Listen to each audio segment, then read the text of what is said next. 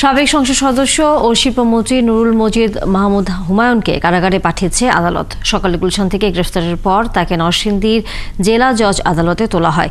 এদিকে গণতন্ত্র, ভোটাধিকার ও মানবাধিকার হরণ এবং ছাত্র জনতার আন্দোলনে গণহত্যার দায়ে তার দ্রুত বিচারের দাবি তুলেছেন এলাকাবাসী।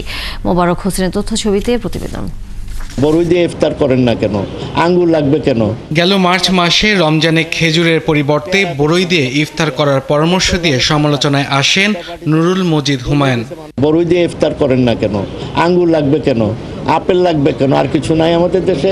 পেয়ারা দেন না, সবকিছু দেন। নির্বাচনের স্বতন্ত্র প্রার্থীর পক্ষে কাজ করায় নিজের দলের নেতাকর্মীদেরও প্রকাশ্যে গালাগাল করতে পিছপা হন না তিনি, যা পরে রূপ নেয় অভ্যন্তরীণ কোন্দলে।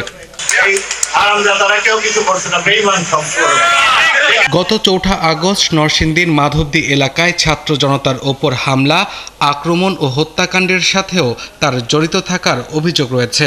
বুধবার সকালে ঢাকার গুলশান থেকে গ্রেপ্তারের পর তাকে হাজির করা হয় নরসিংদী জেলা জজ আদালতে। এ সময় আইনজীবীরা 7 দিনের রিমান্ড চাইলে আদালত তা নামঞ্জুর করে তাকে কারাগারে পাঠানোর নির্দেশ দেন। আজকে যে বিপ্লবী মিনিস্টার রাকিবুল হাসান যে আদেশটা দিয়েছেন, এতে সম্পূর্ণ অন্যায়ভাবে আদেশটা দিয়েছেন।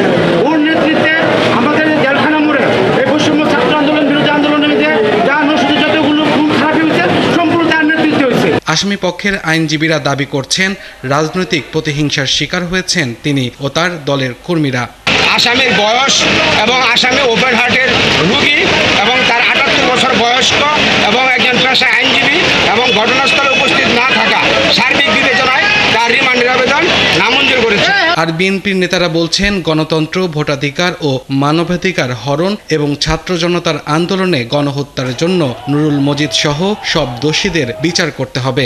আমাদের মূর্তি বেলাবরের মানুষ অতিষ্ঠ ছিল, কেউ কথা বলতে পারে না ওনার ভয়ে, কেউ বাকশক্তি সবার বাকশক্তি হয়রান করছে, মানুষ নানানভাবে নানান কাজে ওনার কাছে হয়রানি হয়েছে। অনতি বিলম্বে ওনার সহ যারা এই হত্যাকাণ্ডের সাথে জড়িত সবার দৃষ্টান্তমূলক শাস্তি চাই। নুরুল মজিদ মাহমুদ হুমায়ুন 1986 সালে নরসিংদী 4 আসনে আওয়ামী লীগ থেকে সংসদ সদস্য নির্বাচিত হন। পরে 2008 সালে নবম ও 2014 সালের নির্বাচনেও তিনি এমপি হন। আব্দুল্লাহ আল মামুন, 71।